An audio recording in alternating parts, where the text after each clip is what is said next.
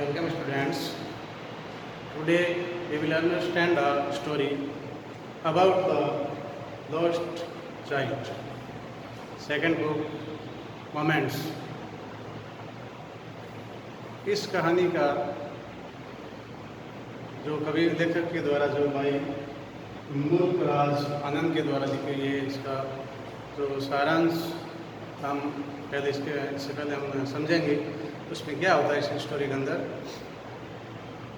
एक बच्चा होता है जिसको हम यदि कहीं पर घुमाने ले जाते हैं या उसको कहते हैं कि चलो हम मेले का दृश्य देख करके आते हैं या अमुक जगह हम शहर सपाटा करके आते हैं, तो बालक जो है बहुत ही आनंदित हो जाता है। उसका मन जो है खुशी से झूम उठता है। और इसी मन के साथ जब एक बालक मेले के लिए अपने माता पिता के साथ में रवाना होता है और अंत में जो है वो खो जाता है, तो फिर जो है उसका उल्लास, उसका जो मन के अंदर जो प्रसन्नता थी, किस तरह से जो है एकदम गायब हो जाती है और केवल जो है वो यही कहता है कि अब जो है मुझे मेरे माता पिता चाहिए।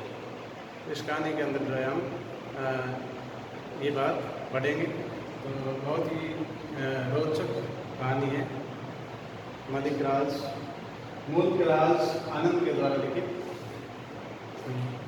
स्प्रिंग सीजन यानी स्प्रिंग ऋतु, जो बसंत ऋतु का जो समय होता है, उस समय की ये कहानी है।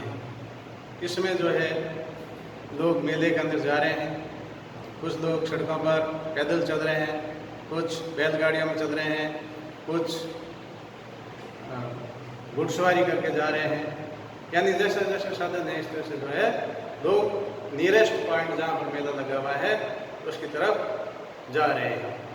तो ये एक बालक जो है, छोटा सा बालक अपने माता पिता के साथ में ये भी मेले की ओर जा रहा है। तो रास्ते में जब चलते चलते बहुत ही आनंदित मन से वो चलता है और सबसे पहले जो है वो एक खिलौने की दुकान को देखता है और उसमें तरह तरह के जो खिलौने रखे हुए हैं उनको देख करके वो जो है किसी चीज़ को लेने का मन करता है कि अमुक खिलौना मुझे चाहिए। तो उसके पेरेंट्स यानी उसके पिताजी जो है उसकी तरफ क्रोधित दृष्टि से देखते हैं, यानी आंखें निकालते हैं। तो फिर वो समझ जाता है कि नहीं, मुझे नहीं लेना, इस तरह से जो है।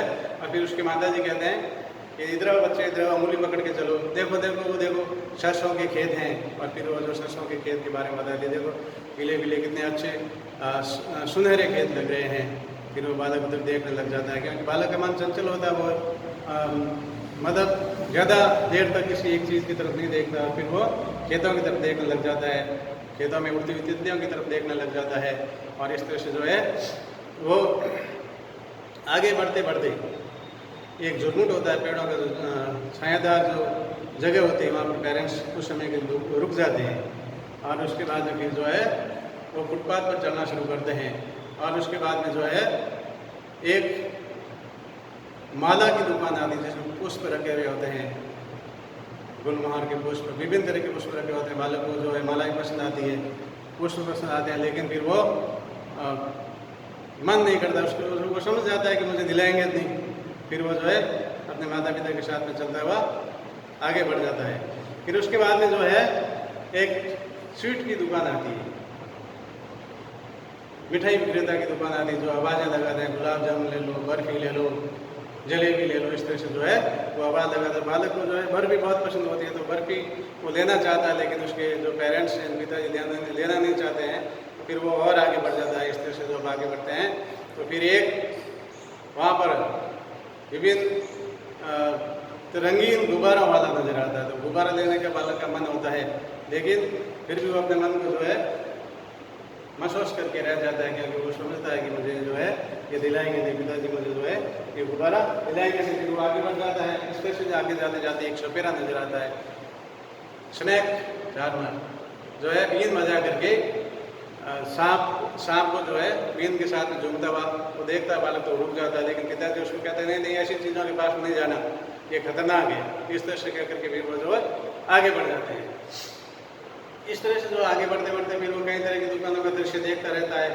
और फिर आगे जो है देखता है एक झूले का दृश्य देखता है, चक्करदार झूला, तो बहुत तेज गति से चलता है। तो फिर वो उसका मन होता है कि मैं भी जो है झूले पर आनंद लूँ, झूलना चाहता है वो बालक। और फिर वो बालक जो है वहाँ, चूँकि मेला शुरू हो जाने के बाद में जो है थोड़ी भीड़ बढ़ती बढ़ती और बढ़ जाती है और फिर बालक जो है अपने माता पिता से कहता है कि मैं जो है इस पिताजी माताजी मैं जो है इस झूले पर झूलना चाहता हूँ। और इस तरह से जब वो आवाज़ लगाता है तो उसका कोई उत्तर नहीं मिलता, तो वो पीछे देखता है।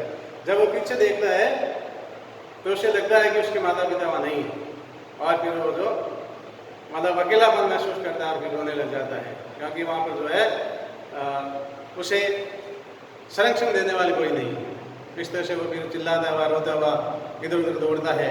तो फिर वहाँ पर जो है जब आगे बढ़ता है तो एक व्यक्ति उसको देखते हैं और फिर उसको चुप करने की कोशिश करते हैं, उसको गोदी में उठाते हैं और कहते हैं कि बालक वो क्या चाहता है। अब जो जो चीज़ें जो है उसे पसंद थी, पहले पसंद थी और पिताजी माताजी ने उसको पेरेंट्स से नहीं दिलवाई थी, वही चीज़ें वो व्यक्ति कहता है कि चल ये मिठाई ले ले, अमुक गुब्बारा ले ले, ये चक्री पे झूला खा ले, यानी इत्यादि इत्यादि चीज़ें जो बालक पहले चाहता था। अब वो व्यक्ति जो है उसको चुप करने के लिए कहता है कि तू अमुक अमुक चीज़ें ले ले, उसका आनंद उठा ले। लेकिन वो बालक कहता है नहीं, मुझे कुछ भी नहीं चाहिए, मुझे मेरे माता पिता चाहिए। यानी उसका एक ही टारगेट रहता है कि मुझे अपने पेरेंट्स यानी माता पिता चाहिए, मुझे और कुछ भी नहीं लेना है, मुझे कोई भी चीज़ नहीं लेनी। इस तरह से जो है इस पाठ के अंदर लेखक हमें बताना चाहता है कि एक बालक का जो चंचल मन होता है, जो उत्साह होता है, वो हो जाने के बाद में जो है वापस जो है वो कितना उसका जो है मन बोझल हो जाता है, वो सिसकियाँ भरने लग जाता है।